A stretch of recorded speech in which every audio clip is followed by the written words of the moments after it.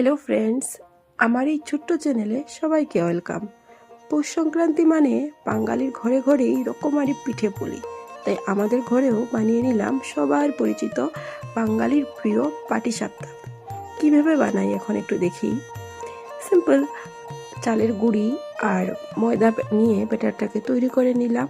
তারপর তাওয়াতে ছড়িয়ে তার ভিতরে নারকেলের পুর বা অনেক সময় ক্ষীরের পুর দিয়েও সেটাকে রোল করে যেভাবে দেখাচ্ছি সেইভাবে শেপ করে নিলেই তৈরি হয়ে গেল গরম গরম পাটিসাপটা, যেটার টেস্ট আমাদের বাঙালিদের সবারই পরিচিত।